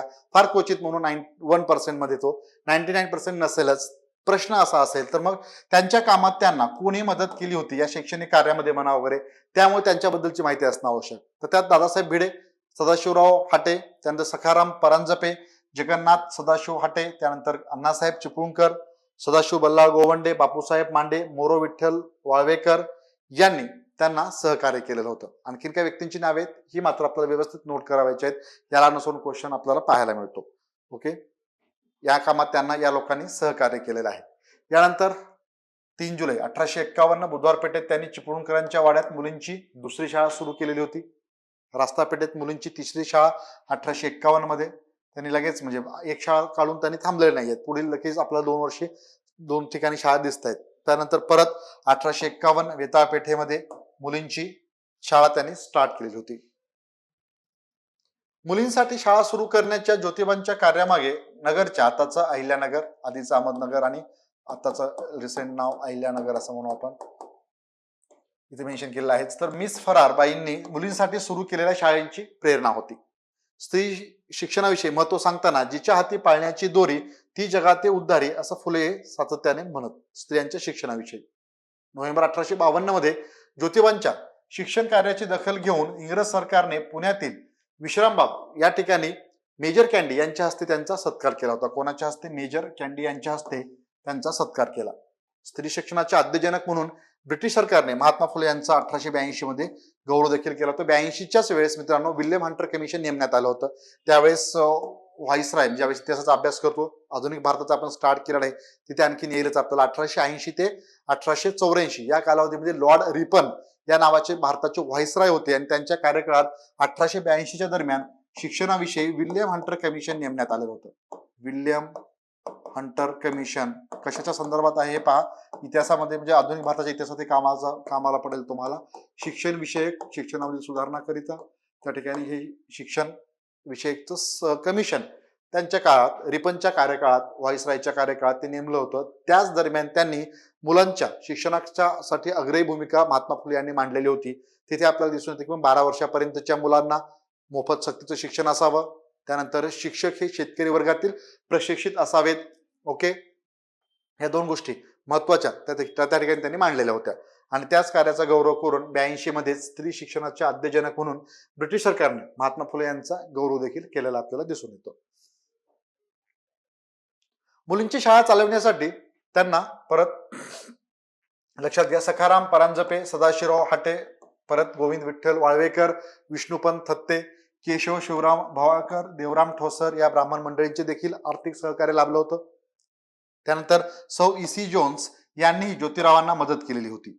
विष्णुपंत थत्ते यांनी ज्योतिरावांनी काढलेल्या शाळेत शिक्षक म्हणून त्यांना सहकार्याचं काम, लाखमोलाचं काम त्यांचं म्हणून आपण टीचर म्हणून देखील त्यांनी काम केलेलं होतं. तर अशा प्रकारे काही व्यक्तींचं सहकार्य त्यांना त्यांच्या कार्यामध्ये आपल्याला पाहायला मिळते शिक्षण विषयक कार्यात. त्यानंतर भावाळकर यांनी सावित्रीबाई फुले यांना शिक्षकीचे कार्य कसं करावे याविषयी प्रशिक्षण देण्याचं काम देखील केलं होतं. आता असाही प्रश्न असेल, वन लाईनर असेल, लक्षात घ्या. अगदी डिटेलमध्ये व्यवस्थित माहिती घेण्याचा प्रयत्न करतोय आपण, अगदी म्हणजे पूर्व प्लस मुख्य परीक्षेकरिता आहे हे आपल्याला कामी यावं यासाठी. तर सावित्रीबाई फुले यांना शिक्षकीचे कार्य कसे करावे यासाठी प्रशिक्षण देण्याचं काम कोणी केलेलं होतं. मग त्या व्यक्तींमध्ये बाकीच्यांची नावे असतील आणि सरळ सरळ वन लाईनर क्वेश्चन मी म्हणून अपेक्षित आहे. त्यावेळेस मात्र या सर्वांच्या बाबतीत आता मगाशी आपण हाटे वगैरे ज्यांच्याबद्दलची माहिती घेत होतो त्यांच्यामध्ये आपल्याला भवाळकर हे नाव लक्षात ठेवायचं. केशव शिवराम भवाळकर यांनी त्यांना प्रशिक्षण दिलेलं होतं. महात्मा फुले यांच्या शैक्षणिक कार्याबद्दल परत तो पॉइंट, शिक्षणाचे आद्यजनक म्हणून त्यांचा गौरव केला गेला होता. कधी? 16 नोव्हेंबर 1882 या वर्षी. त्यानंतर इयर लक्षात ठेवा. परत क्रम महत्वाचा असेल, तुम्हाला ते प्रश्न पाहायला मिळेल पुढं PYQ मध्ये देखील. 1863 या वर्षी बाल हत्या प्रतिबंधक गृहाची स्थापना केली होती स्वतःच्याच घरी. त्यानंतर महात्मा फुले आणि सावित्रीबाई यांच्या कार्याचा प्रभाव गोपाळ हरी देशमुख, लालशंकर, उमाशंकर, न्यायमूर्ती महादेव गोविंद रानडे यांच्यावरती देखील पडला होता. त्यांनी या कार्याला पाठिंबा दिला. त्यांना पंढरपूर येथे बालहत्या प्रतिबंध गृह देखील स्थापन केलं होतं. या व्यक्तींबद्दल त्यात न्यायमूर्ती महादेव गोविंद रानडे यांच्याविषयी मात्र महात्मा फुले आणि यांचा जर आपण थोडक्यात जर उल्लेख केला गेला तर काही वेळेला रानडे एक किस्सा आपण सांगायला इथे हरकत नाहीये, म्हणजे महत्वाचा भाग असेल तो देखील मेन्शन करायलाच हवा. रानडे यांच्याबद्दल म्हणजे महात्मा फुले यांच्या ज्यावेळेस दोघांचं या समाज सुधारणेवरनं थोडेसे काही ठिकाणी महात्मा फुले यांनी रानडे यांना ठणकावल्याचे आपल्याला पाहायला मिळतं. म्हणजे कशा पद्धतीने पहा, न्यायमूर्ती महादेव गोविंद रानडे हे कमालीचे राजकीय सुधारक बरोबरच समाज सुधारकडे त्यांचा कल होता. मात्र एखादी भूमिका मांडायची म्हणजे आपल्या असणारा अवतीभोवतीचा जो वर्ग आहे किंवा जो गट आहे त्याला त्यांच्याशी रानडे हे कुठलाही निर्णय घेत असताना त्यांच्या एकूणच प्रभाव जास्त असल्या कारणाने म्हणजे कुठल्या व्यक्तींचा जे व्यक्ती अशा या समाज सुधारण्याचा विरोध असायचा त्या लोकांना थोडक्यात दबून राहायचे ते, आणि त्यामुळे त्यांना कुठला मोठा निर्णय घ्यायचा म्हटलं की मात्र थोडंसं एक पाऊल मागे असे घ्यायचे रानडे. आणि त्यामुळे समाज सुधारण्याचं तुम्ही ढोंग करू नका, जर काही ठोस भूमिका घ्यायची असेल तर अग्रेसिव्हली पुढे या आणि तुमचं मत मांडा, अशा प्रकारचा एक आदेश म्हणा किंवा एखाद्या वेळेस त्यांना मोठ्या भाषेत त्यांना सांगण्याचा प्रयत्न केला होता रानडे यांना, कोणी महात्मा फुले यांना. एकूणच जर पाहायला गेलं म्हणजे घरची परिस्थिती आणि एकूणच वातावरण वगैरे या माध्यमातून मनातून आतून कितीही जरी वाटलं तरी ते समाज सुधारण्यासाठी समोर येऊन अगदी कुठलीही भूमिका स्पष्टपणे घेत नव्हते रानडे हे, आणि त्यामुळेच त्यांना त्या प्रकारे ठणकावलेलं होतं. यानंतर म्हणजे सुनावलेलं होतं असं म्हणून आपल्या भाषेमध्ये. पंढरपूर येथे बालहत्या प्रतिबंध गृह देखील त्यांनी स्थापन केले. पुढे 1864 मध्ये विधवा विवाह पुनर्विवाह पुण्यातील गोखल्यांच्या बागेत फुल्यांनी पहिला पुनर्विवाह घडून आणलेला होता. विधवेंच्या केशवपन बंदीसाठी प्रयत्न करताना ठिकाण लक्षात घ्या परत, तळेगाव डमडेर या ठिकाणी नाभिकांचा त्यांनी संप घडून आणला होता. कधी 1865 बिफोर 1864 मध्ये विधवा पुनर्विवाह पहिला ते घडून आणले होते. त्यांना अपत्य नव्हतं. 1873 मध्ये त्यांनी काशीबाई या विधवेच्या एका मुलाला म्हणजे दत्तक घेतलं, यशवंत या मुलास, आणि दत्तक घेऊन म्हणजे अपत्य नसल्या कारणाने या काशीबाईच्या मुलास त्यांनी या विधवेच्या मुलास दत्तक घेतल्याचं आपल्याला दिसून येतं 1873 मध्ये. पुढं मग अस्पृश्यता निर्मूलनासाठी केलेलं कार्य एक महत्वाचं कार्य म्हणून याच माध्यमातून आपल्याला सामाजिक आणि धार्मिक गुलामगिरी जी आहे ती नष्ट करण्याच्या उद्देशाने महात्मा फुले यांनी आपल्याला सत्यशोधक समाजाची स्थापना केल्याचं दिसून येतं. त्याचं इयर डेट ह्या गोष्टी देखील आपल्याला महत्वाच्या असतील. तर जाणून घेऊ, 19व्या शतकात भारतात अस्पृश्यता निर्मूलन आंदोलनाची पायाभरणी सर्वप्रथम कोणी केली असेल तर ती महात्मा ज्योतिबा फुले. इथे एक क्वेश्चन तयार होतो, लक्षात घ्या, महत्वाचा पॉइंट असेल हा. 19व्या शतकात सरळ या स्टेटमेंट वरून नाही, 19व्या शतकात अस्पृश्यता निर्मूलनाची आंदोलनाची पायाभरणी महाराष्ट्रात सर्वप्रथम कोणी केली? महात्मा ज्योतिबा फुले. 1891 या वर्षी अस्पृश्यांच्या मुलांसाठी नानापेठेत त्यांनी पहिली शाळा सुरू केली, जी बंद पडली कारण कोणीच आलेलं नव्हतं. पहिल्यांदा शाळा सुरू केल्याच्या नंतर त्याकडे कोणी फिरकलं देखील नाही. मात्र हे त्यांचं काम त्या ठिकाणीच बंद पडलेलं नव्हतं. पुन्हा एकदा त्यांनी प्रयत्न केला आणि परत अस्पृश्यांच्या मुलांसाठी परत त्याच वर्षी वेताळ पेठेत देखील शाळा स्टार्ट केली. 58 मध्ये अस्पृश्यांच्या मुलांकरिता तिसरी शाळा त्यांनी स्टार्ट केली. म्हणजे धडाका सुरूच होता, शाळा जरी पहिल्या कुणी आलेले नसलं तरी. म्हणजे 51 मध्ये आपल्याला पाहायला मिळतं पुढे गॅप करून 58 मध्ये देखील अस्पृश्यांच्या मुलांकरिता त्यांनी शाळा स्थापन केलेली होती. त्यानंतर 1852 मध्ये पुणा लायब्ररीची स्थापना, महत्वाचा भाग लक्षात घ्या. परत एकदा मी मेन्शन करतो, ज्या समाज सुधारकांच्या विषयीचे प्रश्न विचारले जात आहेत त्यात प्रामुख्याने म्हणजे शाहू फुले आंबेडकर हे महत्वाचे आहेत, त्यामुळे आपण त्याची सुरुवात इथून केलेली आहे.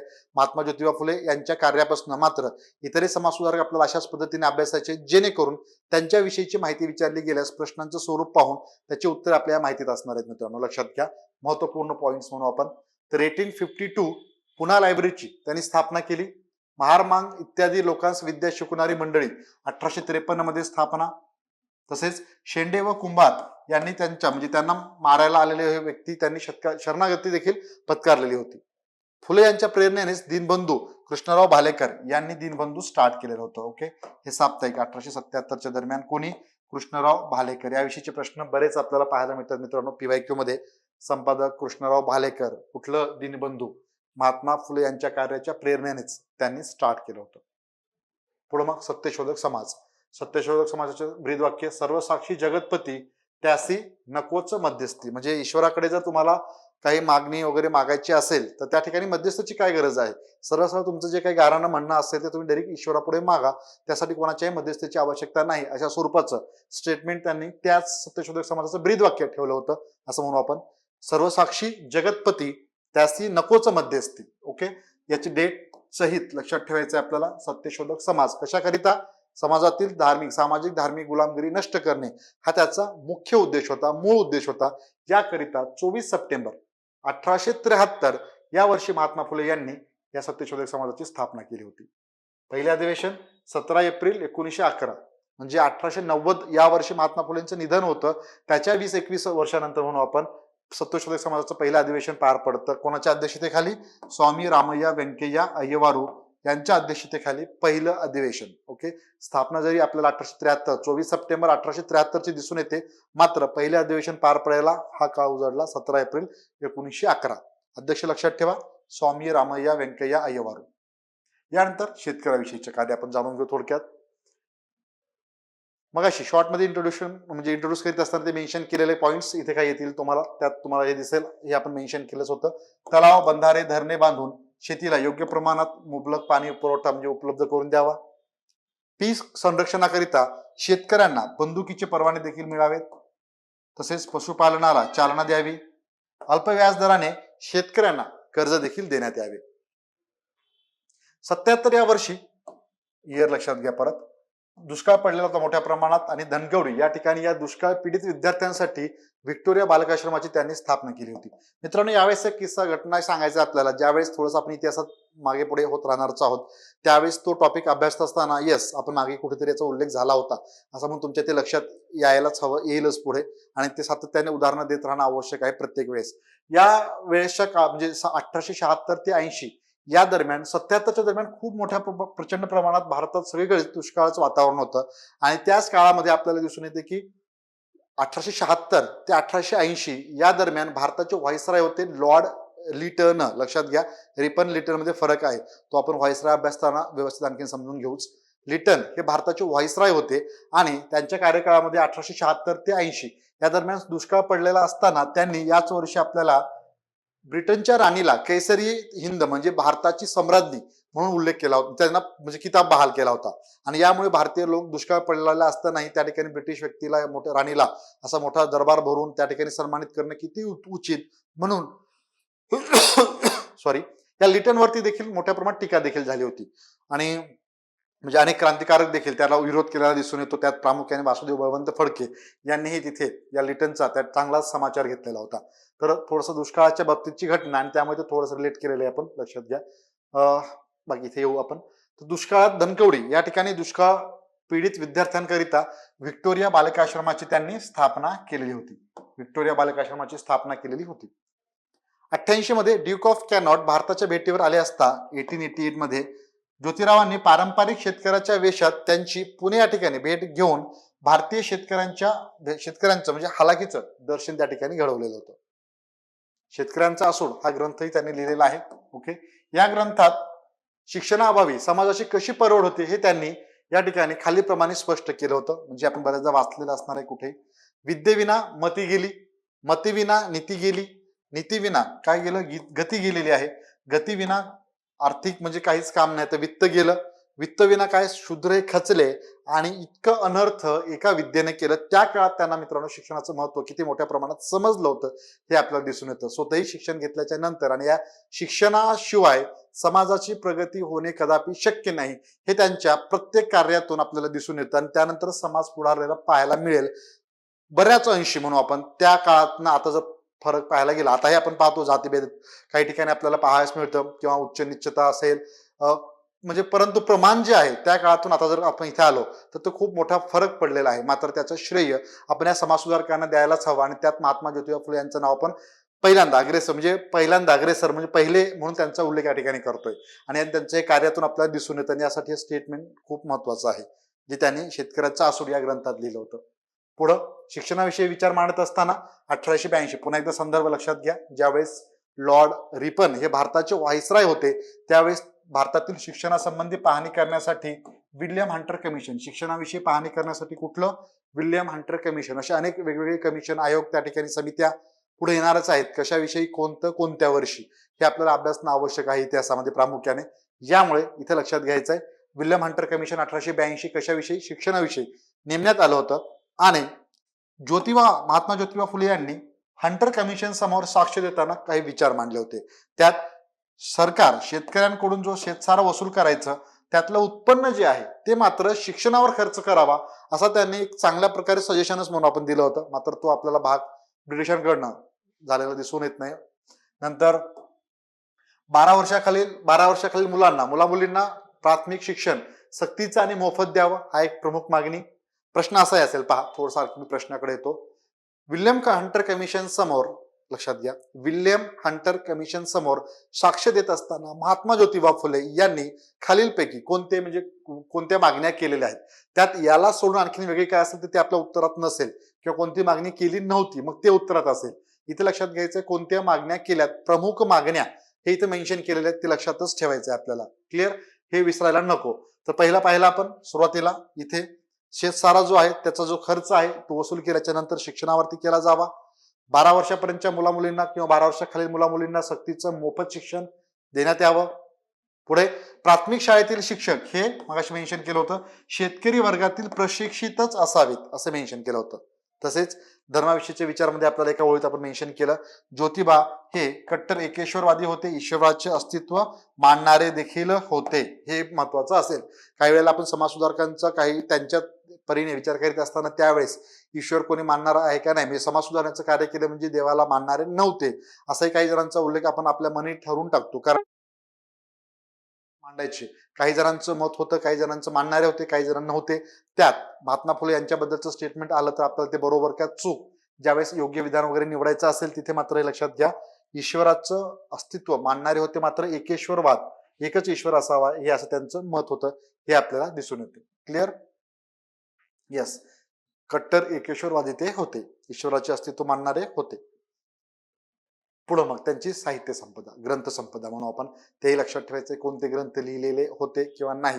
यात प्रामुख्याने जे महत्वाची ग्रंथ संपदा आहे त्यांची तिथे मेन्शन केली. त्यात मग तृतीय रत्न, छत्रपती शिवाजीराजे पोवाडा, ब्राह्मणांचे कसब, यानंतर गुलामगिरी, सूड, सत्सार, इशारा, अस्पृश्यांची कैफियत, त्यानंतर खतफोडीचे बंड, पुढे मग सार्वजनिक सत्यधर्म, हे मात्र 1890 नंतर प्रकाशित झालेलं आहे. ओके, नंतर प्रकाशित, हे लक्षात घ्या.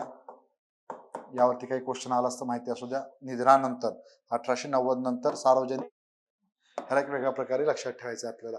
बाकीचे मात्र महत्वाचे ग्रंथ आहेत महात्मा फुले यांची, ते मात्र व्यवस्थित नोट करा, त्यावरती क्वेश्चन परीक्षेमध्ये विचारलेले आहेत खूप आधी. आता क्वचित ग्रंथांवरती क्वेश्चन पाहायला मिळतात, मात्र तो भाग आपल्याला अभ्यासणं आवश्यक आहे, तो स्किप करता येणार नाही. पुढं 1875 न्यायमूर्ती रानडे यांनी पुणे या ठिकाणी स्वामी दयानंद सरस्वतींची हत्तीवरनं मिरवणूक काढली होती. त्यावेळी ज्योतिबांनी रानडे यांना त्या ठिकाणी सहकार्य केलेलं होतं. ज्योतिबांना मारण्यासाठी आलेले रोडे व कुंभार हे रामोशी बांधव ज्योतिबांना शरण देखील आले होते. 1876 ते 82 कालावधी लक्षात घ्यायचा आहे. पुन्हा पुणे नगरपालिकेचे ते सदस्य होते. कधी 76 ते 82 या कालावधीत. तसेच महात्माची पदवी आहे मित्रांनो त्यांना देण्यात आलेली 1888 या वर्षी मुंबईमध्ये, कुठे, कोळीवाडा हॉलमध्ये जन्मलेल्या जवळपास 25,000 लोकांसमोर महात्मा फुले यांना राव बहादूर विठ्ठलराव कृष्णाजी वंडेकर यांच्यातर्फ महात्मा ही पदवी देण्यात आली होती. म्हणजे लक्षात घ्या, म्हणजे गोष्टी ज्यावेळेस महात्मा ज्योतिबा फुले यांचा आपण उल्लेख करतो तर महात्मा या पदवीचाही आपण थोडंसं ते विश्लेषण व्यवस्थित केलंय, कोणत्या ठिकाणी कोणाच्या वतीने कुठल्या जनतेच्या उपस्थितीत, ह्याही गोष्टी आपल्याला माहिती असाव्यात. आणि त्यातल्या त्यात इयर महत्वाचं असेल. 1888 मध्ये कोळीवाडा हॉलमध्ये जमलेल्या 25,000 लोकांसमोर फुले यांना महात्मा ही पदवी कृष्णाजी वंडेकर यांच्या तर्फे देण्यात आली. व्यक्तीचा उल्लेख केला तर वंडेकर कोणत्या जनतेच्या वतीने असा असेल, त्या ठिकाणी मग सातारा, कडगुण, पुणे वगैरे असा काही उल्लेख केला मुंबईचा असेल, ते करेक्शन आपल्याला करावायचं, लक्षात घ्या. Next, Mahatma Phule यांच्यावरती Thomas pen यांच्या राईट्स ऑफ मॅन व कॉमन सेन्स या ग्रंथांचा विशेष प्रभाव होता. कोणाचा, कोणत्या ग्रंथांचा, हे लक्षात घ्यायचंय. शालेय जीवनात मात्र छत्रपती शिवाजी महाराज आणि जॉर्ज वॉशिंग्टन यांच्या चरित्रांचा त्यांच्या जीवनावरती प्रभाव देखील होता. यस, पुढं खडकवासला या ठिकाणच्या तलावाच्या कामासाठी दगड पुरवण्याचे कंत्राट सरकारकडून महात्मा फुले यांनी घेतलेले होते. हा एक म्हणजे म्हणू आपण पॉइंट असा की आपण तो तुम्हाला बऱ्याच कमी ठिकाणी तो अभ्यासाला किंवा वाचायला मिळेल आणि त्याला अनुसरून क्वेश्चन पुढील काळात पाहायला मिळेल, म्हणून हे लक्षात घ्या. महात्मा फुले यांच्या विषयीचा एक महत्वाचा पॉइंट नोट करायचा आहे. तसेच सखाराम यशवंत परांजपे हे त्यांचे त्या ठिकाणी या कामात सहकारी आपल्याला दिसून येत आहेत. ओके, खडकवासला, पुण्यातील खडकवासला येथील तलावाच्या कामासाठी दगड पुरवण्याचे कंत्राट सरकारकडून महात्मा फुले यांनी घेतलेले होते. किंवा सरळ सरळ वन लाईनर क्वेश्चन कोणी घेतले होते, तर त्यामुळे आपल्याला महात्मा फुले यांचं नाव इथे लक्षात ठेवायचं आहे. तसेच राष्ट्रीय सभेचे 5वे अधिवेशन डिसेंबर 1889 मध्ये मुंबई येथे भरले. त्यावेळी सत्यशोधक समाजाच्या कार्यकर्त्यांनी अधिवेशनाच्या प्रवेशद्वाराजवळ फाटक्या कपड्यातील शेतकऱ्यांचा पुतळा देखील उभा केला होता. नेशन म्हणजे एकमेव लोक अशी व्याख्या महात्मा फुले यांनी केली होती. युनायटेड पीपल, नेशन मीन्स एकमेव लोक अशी व्याख्या देखील त्यांनी केलेली आहे. पुढं 1927 या वर्षी महात्मा फुले यांच्यावरील मराठीतील पहिले विस्तृत चरित्र पंढरीनाथ पाटील यांनी लिहिलेलं आहे. फर्स्ट पहिल्यांदा चरित्र कोणी लिहिलं? पंढरीनाथ पाटील. यानंतर पुढं महाराज सयाजीराव गायकवाड यांनी महात्मा फुले यांना हिंदुस्थानचा बुकर टी वॉशिंग्टन असं म्हटलं होतं. ओके, तर डॉक्टर धनंजय कीर प्रसिद्ध इतिहासकार आहेत, त्यांनी ज्योतिबांना महाराष्ट्राचे मार्टिन ल्युथर म्हणून देखील असं संबोधलेलं आहे. कोणाचं वर्णन कशा पद्धतीनं कोणी केलेलं आहे, काय म्हणून कोणाला काय संबोधलेलं आहे, असे स्टेटमेंट आपल्याला आलेच, तर ही माहिती देखील आपल्याकडे असणं आवश्यक, तोही पॉईंट इथे मेन्शन केलेला आहे. पुढे मित्रांनो, निधन 28 नोव्हेंबर 1890 या वर्षी महात्मा ज्योतिबा फुले यांचं निधन आपल्याला पाहायला मिळतं. 27 ते 90 एक थोर समाज सुधारक ज्यांच्या कार्याचा आपण परीक्षाभिमुख आढावा, जो परीक्षेसाठी काही प्रश्न विचारले गेलेच तर ही माहिती मोर दॅन सफिशियंट असेल असं मी म्हणेन. काही PYQ देखील इथे विचारलेले आहेत, तर आपण ते आता घेणार आहोत. Okay, clear? इथपर्यंत कोणाचं आणखीन परत काही म्हणणं असेल, मी थोडंसं तुमच्याकडे येतोय, कारण एक कलमी कार्यक्रम नको आहे. ठीक आहे, काय असेल तर आवर्जून मग बिंदासपणे विचारा. मगाशी गीता याने क्वेश्चन केला होता त्याप्रमाणे कोणालाही काही डाऊट असतील तर विचारा. आणि कोणी कुठे जाऊ नका. यानंतर जे आता तुम्ही व्यवस्थित ऐकलंय, समजा असं मी म्हणत नाही की तुम्ही आता सगळं ऐकलंय, कोणी फर्स्ट टाइमच लेक्चर अटेंड करताय, समजा आधी तुमचं रिव्हिजन वगैरे काही झालेलं नसेल आणि तुम्ही फर्स्ट टाइम लेक्चर अटेंड करताय आणि त्यामध्ये सर तुम्ही एवढं भाराभर सांगून पुढे गेले फास्टली, मोस्टली थोडंसं फास्ट झालंही असेल कदाचित काही काही ठिकाणी, तर मग ते लगेच कसं लक्षात राहणार आहे, थोडंसं वेळ पण जाईल आम्हाला त्यात. बरोबर आहे, म्हणून तुम्ही लगेच उत्तर द्यावं असं अपेक्षित नाही, परंतु प्रश्न कसे विचारले गेलेले आहेत आणि कितपत तुम्हाला आठवण्याचं म्हणजे आठवतंय याचा तुम्हाला प्रयत्न करायचा आहे. क्लिअर? काही प्रश्न असतील तर विचारा, नसतील तर या प्रश्नांची उत्तर देण्याचा प्रयत्न करा. जे आता प्रत्येक ठिकाणी असंच आपण लेक्चर असतील लक्षात घ्या, जेणेकरून तुम्हाला लक्षात येईल प्रश्न कसे विचारले जात आहेत, अभ्यास कशा प्रकारे आपल्याला करावा लागणार आहे.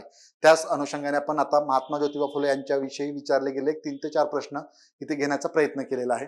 तर पाहू शकता, ESO 2014 मध्ये हा क्वेश्चन विचारला गेला होता. थोडंसं मागं हे घेतलंय 10 वर्षापूर्वीचा. अलीकडच्या काळातील क्वेश्चन आहेत पुढे, फार एक जुना क्वेश्चन म्हणून आपण इथे. तर प्रिव्हियस इयर क्वेश्चन जो ESO असिस्टंट सेक्शन ऑफिसर 2014 यासाठी प्रश्न. तर प्रश्न काय आहे? एका बाजूला महात्मा फुले यांनी स्थापन केलेल्या संस्था, दुसऱ्या बाजूला मी तुम्हाला आधी सांगितलं होतं लेक्चरच्या मध्ये की लक्ष द्यायचं इयरकडे वगैरे, तर त्याच पद्धतीने क्वेश्चन परीक्षेत आयोगाने विचारलेला प्रश्न आहे.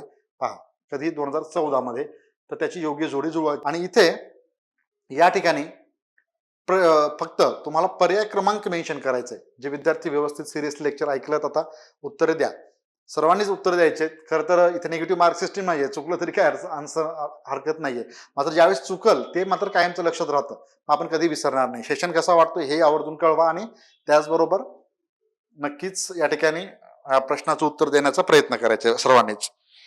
येस, गीता यांचं उत्तर आलेलं ऑप्शन 3. ओके, ठीक आहे, पाहूया आपण. बाकीच्यांनी उत्तर द्या. बरेच जण लाईव्ह आहेत, अटेंड करतायत सेशन. ऐकलेत तुम्ही सुरुवातीपासून? सांगा उत्तर काय असेल. पहा, सत्यशोधक समाजाची स्थापना कधी झालेली आहे? योग्य जोडी जुळवायची आपल्याला. मग बालहत्या प्रतिबंध गृहाची स्थापना कधी झाली होती? फक्त इयरच ओळखायचं आहे. अस्पृश्यांसाठी शाळा कधी सुरू केली? आता यानंतरचे क्वेश्चन कसे असतील, यांचे उद्देश, यांचं काय काम आहे. सत्यशोधक समाजाची स्थापना महात्मा फुले यांनी केली, बाबा का, कशासाठी केली? मग मी तुम्हाला मेन्शन केलं होतं, सामाजिक आणि धार्मिक गुलामगिरी नष्ट करण्याच्या उद्देशाने सत्यशोधक समाजाची स्थापना करण्यात आली. तर अशा पद्धतीनेही आपल्याला ते लक्षात ठेवायचं. जरी पीपीटी काही भाग पीपीटीत मेन्शन केला गेला नसेल, तर लेक्चरच्या माध्यमातून सांगितलं असेल, तेही लक्षात ठेवण्याचा प्रयत्न करा थोडस. सत्यशोधक समाजाची स्थापना. येस, बाकीचे कोणी इंटरेस्टेड दिसत नाहीत आन्सर सांगण्यात. बरं, ठीक आहे, काय हरकत नाही. उत्तराकडे जो 2014 मध्ये आयोगाने विचारला होता प्रश्न असिस्टंट सेक्शन ऑफिसरच्या परीक्षेत, तर सत्यशोधक समाज जोडायला लावायचे आहेत. पहा, याची सत्यशोधक समाजाची स्थापना 1873. ओके, म्हणजे 3 कुठे दिसते, बाकीकडे जाण्याची आवश्यकताच नाही. रिपीट जर असेल एखाद्या ह्याच्यात तर आपल्याला ते पाहावं लागलं असतं. एकाच ठिकाणी दिसते मित्रांनो, उत्तर लगेच मिळालं असणार आहे तुम्हाला. पर्याय क्रमांक 3. क्लिअर? मला वाटतं गीता याने अगदी बरोबर उत्तर केलं होतं. Very good. सत्यशोधक समाज 1873, बालहत्या प्रतिबंध गृह 63 अस्पृश्यांसाठी जी शाळा सुरू केली होती मित्रांनो 1852ला, आणि शेतकऱ्यांचा आसूड 1883 मध्ये त्यांनी ग्रंथ लिहिला होता. मे बी शेतकऱ्यांचा आसूड हा ग्रंथ यावर्षी लिहिल्याचा उल्लेख पीपीटीत कदाचित दिसणार नसेल, मात्र हा भाग सर्व आपण कव्हर केलेला होता. यावरनं तरी तुम्ही उत्तर आरामात तिथे देऊ शकता. असंच कुठेतरी एखादा भाग तो नसेल कदाचित, तर त्याचा एवढा मोठा इफेक्ट होणार नाही हे लक्षात घ्या. मला वाटतं की शेतकऱ्यांचा आसूडचा उल्लेख पीपीटीत इयर म्हणतोय मी मेन्शन केलेलं नसेल, मात्र उत्तर तुम्ही इझिली देऊ शकता. तुमच्या तेव्हा लक्षात आलं असेल. क्लिअर. पर्याय क्रमांक 3 पाहूया. असाच एक आणखी क्वेश्चन आहे, मुलींची शाळा चालविण्यासाठी महात्मा ज्योतिबा फुले यांना खालीलपैकी कोणी सहकार्य केलं? मी तुम्हाला सांगितलं होतं यावरती क्वेश्चन असणार आहे, म्हणजे कोणी सहकार्य केलं अशा स्वरूपाचा. तर कंबाईन ग्रुप सी च्या 2019च्या परीक्षेत प्रश्न आपल्याला दिसतोय. ABCDच्या माध्यमातून त्या व्यक्तींची नावे इथे दिलेली आहेत आणि एकाच वेळेस ते लक्षात राहावेत. मी असं म्हणजे अपेक्षा करीत नाही, लक्षात घ्या. मात्र त्याचं रिव्हिजन करा, त्या व्यक्तींची नावे वगैरे व्यवस्थित नोट करा त्यावरनं. आणि मोस्टली प्रश्नांचं उत्तर आणखी कशा प्रकारे द्यायचं सांगतो तुम्हाला, इतिहासाच्या बाबतीत तरी ऍटलिस्ट. आधी या प्रश्नाचं उत्तर जाणून घेऊ आणि मग मी तुम्हाला या प्रश्नाचं उत्तर कसं द्यायचं आणि असे प्रश्न परीक्षेत किती विचारले जातात, मग सगळ्यांचीच नावे लक्षात ठेवायची का सर, असाही तुमचा प्रश्न असेल, त्याचंही उत्तर मी देतो. मात्र आधी याचं उत्तर जाणून घेऊ. A and B all of the above Geeta म्हणतायत, A and B योगेश म्हणतायत. ओके, पहा. तर आपण नावं पाहिली होती. परांजपे होते, सखाराम यशवंत परांजपे, सदाशिवराव गोविंद हाटे होते, सदाशिवराव बल्ला गोवंडे हे पण दिसत आहेत आपल्याला, वाळवेकर देखील होते मित्रांनो, विष्णुपद थत्ते देखील होते. ओके, त्यानंतर केशव शिवराम भवाळकर ओके यांनी शिक्षणात मोलाचं काम केलं होतं. त्यातल्या त्यात त्यांनी सावित्रीबाई फुले यांना प्रशिक्षण देखील दिलेलं होतं. ठीक आहे, हे पाहिलं. ठोसर देखील होते आणि सौ E.C. जोन्स यांनीही सहकार्य केल्याचं नाव आपल्याला पाहायला मिळतं. आपण पीपीटी सर्व पाहिले. सो ABCD म्हणजेच काय, वरील सर्व बरोबर. पर्याय क्रमांक 4 या प्रश्नाचं करेक्ट आन्सर असेल. ओके, गीता यांचं उत्तर पुन्हा एकदा करेक्ट नोट करू शकता. महात्मा फुले यांच्याविषयी विचारला गेलेला आणखी एक प्रश्न होता 2019 मध्ये. Correct answer 4. तर पहा, या अशा प्रकारच्या प्रश्नांची उत्तरे तुम्ही जर याच्या आधी माझ्या इतिहासाचं डेमोस्ट्रेशन आहे, युट्यूबला पण आहे आपल्या ऑफिसरच्या पर्सनल मेंटरच्या चॅनलवरती, तिथे तुम्ही पाहू शकता या प्रश्नांची उत्तरे कसं द्यायचं. काही प्रश्नांच्या बद्दल मी मेन्शन करीत होतो. इथे हा ठीक आहे, समजा आपण ही माहिती घेतली, यांची नावे मेन्शन केली, त्याला अनुसरून क्वेश्चन विचारला गेला होता, हे सर्व क्लिअर आहे. ठीक आहे, मी 10 प्रश्नाच्या इतिहासात थोडंसं बोलतो 2 मिनिटं पुन्हा एकदा फास्टली, पुढे जाऊ आपण अधिकचा वेळ न घेता. ज्यावेळेस 10 प्रश्न विचारले जातात मित्रांनो, त्यावेळेस आपल्या जे काही साधारण कॉमन नोट्स म्हणून आपण त्यातले 6 प्रश्न हे परीक्षेमध्ये असतातच. ओके, नोट्स मधले आपण जे काय अभ्यासणार आहोत त्या विषयाचे, त्यामध्ये थोडंसं नॉर्मली आपण म्हणजे अभ्यास झाल्याच्या अंती म्हणतो, म्हणजे अभ्यास झाल्याच्या नंतरच या प्रश्नांची तुम्ही उत्तर देऊ शकता. प्लस 2 क्वेश्चन असे असतात की थोडंसं काठिण्य पातळी अधिकची असते, मात्र थोडंसं पर्याय पाहिलात आणि थोडं डोक्याला चालना दिला तर तुम्हाला त्या 2 प्रश्नांची उत्तरे देता येतात. आणि आपलं टार्गेटच येतं आहे, ह्यामुळे आपल्या अशा 8 प्रश्न बरोबर आलेच पाहिजेत, या पद्धतीने आपली तयारी असणं आवश्यक आहे. हे क्लिअर. आता अशा प्रकारचे ज्यावेळेस तुम्हाला प्रश्न दिसतील, अशा प्रकारचे अशा व्यक्तींची नावे, कारण मोस्टली समाजसुधारक असतील किंवा या विषयाचा अभ्यास करीत असताना किती लोकांची नावे लक्षात ठेवणार आहे आपण.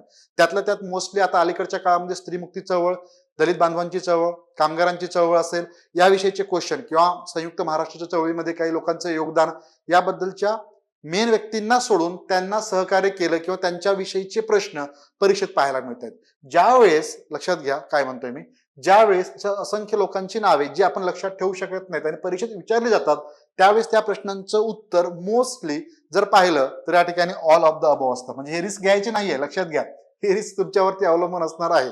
परंतु ज्यावेळेस की असं ते कुठंच वाचलेलं नाही, कुठं संदर्भ लागत नाही, अगदीच कुठून तरी नावं आपल्याला दिसायला लागलेली आहेत, असं ज्यावेळेस आपल्याला कळतं, तिथे मात्र चान्सेस 75% पेक्षाही अधिकचे म्हणून 100 पैकी तर वरील सर्व बरोबर हे करण्याचा प्रयत्न करू शकता. ठीक आहे, मग तसे तुम्हाला 2 प्रश्न असणार आहेत. पुढील 2 प्रश्न या 10 प्रश्नाकडे, जी प्रश्न तुम्हाला काय करायचे आहेत, स्किप करा अथवा रिस्क घ्या सोडवण्यासाठी, या प्रकारे आता जे मेन्शन केलेलं आहे ते.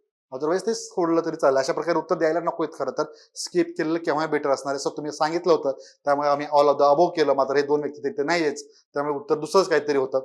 परत माझ्याशी वाद नका घालू. ठीक आहे, मी फक्त रिस्कवरती बोलतोय तुमच्या, ते त्यावरती अवलंबून असणार आहे. ते म्हणजे 1-2 क्वेश्चन त्यामध्ये स्किप केलं तरी चालेल समजा, परंतु हे 8 टार्गेट असलं पाहिजे, हे बरोबरच आले पाहिजे. चुकून जर ते आलेच बरोबर तर ते बेस्ट नसेल तर त्याला सोडून द्यायचंय. आता 10 पैकी 8 हे टार्गेट आपलं असणं साधारणपणे गरजेचं आहे. So clear. काही तुमचे डाऊट असतील तर विचारत चला बिंदास्तपणे, काही प्रश्न असू द्या. जे माहिती असेल ते सांगण्याचा प्रयत्न करेन लगेच, नसेल माहिती घेऊन सांगू आपण, काही प्रॉब्लेम नाही. परंतु बिनधास्तपणे जो काही प्रश्न असेल त्याची उकल मात्र झाली पाहिजे बघा, मनात काही ठेवायचं नाही. चला आता याचं उत्तर तर सरळ सरळ तुम्हाला माहिती असणारच, कारण प्रश्न असा आहे की तो शेती व शेतकऱ्यांच्या प्रश्नांचे पहिले भाष्यकार म्हणून कोणाला ओळखले जातं? कंबाईन लेटेस्ट क्वेश्चन म्हणून ग्रुप बी चा 2024 च्या एक्झाम मध्ये विचारलेला. दादाभाई नौरोजी, कृष्णराव भालेकर, महर्षी विठ्ठल रामजी शिंदे, महात्मा फुले. आता त्यांच्याविषयीची माहिती घेतोय म्हणजे इथे काही अडचण नसेल, हेच उत्तर असणार आहे. पण प्रश्न पहा कसा विचारला गेला होता. शेती, आता आपण हे वाचत असताना अभ्यासत असताना सर्व इतिहास जाणून घेतल्याच्या नंतर पहिल्यांदा शेतकऱ्यांच्या विषयीची भूमिका जर कोणी मांडली तर आपल्याला ते लक्षात यायलाच हवं. इथे दादाभाई नौरोजी यांचा आपण कार्यकाळ पाहिल्याच्या नंतर तुमच्या लक्षात येईल की त्यांच्या कार्यकाळामध्ये शेतकऱ्यांविषयी काही त्यांनी भूमिका घेतली होती का नव्हती. घेतली असेल तर ते नंतर असेल. इथे काय म्हणजे पहिले भाष्यकार, त्यामुळे त्यांच्या आधी कार्य आपल्याला महात्मा फुले यांचं म्हणजे त्यांचं सेम असं म्हणून थोडक्यात त्या कालावधीत चालू होतं, परंतु महात्मा फुलेंचं अलीकडे आणि शेतकऱ्यांविषयी त्यांनी पहिलं भाष्य केलं होतं. कृष्णराव भालेकर यांचा संबंध येत नाही कारण ते नंतर कार्यरत दिसत आहेत आपल्याला, आणि शेतीविषयक कृषीविषयक नंतर. विठ्ठलरामजी शिंदे देखील नंतरच आहेत, म्हणजे 1890च्या पुढे त्यांचं आपल्याला काम पाहायला मिळतं. तर इथे मात्र महात्मा ज्योतिबा फुले पहिले भाष्यकार म्हणून त्यांचा उल्लेख आपण करतो. पर्याय क्रमांक 4 मित्रांनो करेक्ट आन्सर असेल. आणि आणखी एक क्वेश्चन, येस फुलेच असणार आहे, असणार याचं पण तेच असणार आहे. तर प्रश्न होता नेशन, एक पॉईंट आपण घेण्याचा प्रयत्न केला होता, क्वेश्चन विचारला गेलेला होता म्हणून ऍड केला नाही, तो नोट्स मध्ये होताच ऑलरेडी. नेशन मध्ये एकमेव लोक अशी व्याख्या कोणी केलेली आहे? STI 2020. शाहू महाराज, ज्ञानगिरी बुवा, महात्मा फुले, डॉक्टर बाबासाहेब आंबेडकर. असे काही एखादे स्टेटमेंट देऊन व्यक्ती डायरेक्ट वन लाईनर क्वेश्चन आपल्याला पाहायला मिळतील पुढं. सो इथे आन्सर असेल महात्मा ज्योतिबा फुले. ओके, नेशन म्हणजे एकमेव लोक अशी व्याख्या कोणी केली होती? महात्मा फुले यांनी. क्लिअर? चालेल. तर आजचा एक म्हणजे आपण स्टार्ट केलेलं आहे बॅचला, त्यामुळे पहिलाच लेक्चर आणि त्यातल्या त्यात आणखीन भरमसाठ समासवर्ग एकत्र न घेता हळूहळू ते आपल्याला पुढे जायचं. फक्त कशा पद्धतीने असणार आहे सेशन लेक्चर हे तुमच्या लक्षात आलेलं असेल. नोट्स आणखीन मिळतील तुम्हाला आणि त्या माध्यमातून तुमचा जास्तीत जास्त सराव होईलच विषयाचा, हे लक्षात घ्या. तर पुढील समाजसुधारक जंगनाथ शंकर सेठ आहेत, तर त्यांच्याबद्दल आपण नेक्स्ट लेक्चरमध्ये घेऊ, कारण आता परत त्यात म्हणजे जास्त वेळ नको. म्हणजे हे आठवड्यामध्ये अशा प्रकारे लेक्चर असेल, थोडंसं कमी अधिक. नंतर मात्र एकदा स्पीड पकडली बरोबर 2 तासाचे सेशन बरोबर होतील मित्रांनो, लक्षात घ्या. आणि 2 तासाचे सेशन प्रत्येक विषयाला आपल्याला तेवढा वेळ द्यावाच लागेल. आणखीनही आपण काही विद्यार्थ्यांकरिता आणि फ्री ठेवलेलं आहेत सेशन, जे तर विषय कशा प्रकारे तयारी वगैरे वगैरे हे तर भाग झाला, परंतु नंतर विषयाची तयारी झाल्याच्या नंतर टॉपिक हे कसे शिकवले जातील म्हणजे तेही तुम्हाला कळावं याकरिता काही सेशन या आठवड्यात आणखीन असंच आपण फ्री ठेवलेले आहेत. सर्वजण ते अटेंड करू शकता. क्लिअर? आणि त्याचबरोबर बाकीच्यांनी लवकरात लवकर ऍडमिशन करून घ्या. 7 फेब्रुवारी पर्यंत पुन्हा एकदा 26% ऑफ सध्याला सुरू आहे, त्यामुळे बॅच तुम्ही जॉईन करू शकता. वेगवेगळ्या विषयांचे प्राध्यापक, अनुभवी प्राध्यापक आहेत, सर्वच या क्षेत्रात ते तुम्हाला मार्गदर्शन करतील त्यांच्या त्या विषयात. Clear? Thanks for watching. If you found this video valuable, don't forget to like, share and subscribe our channel.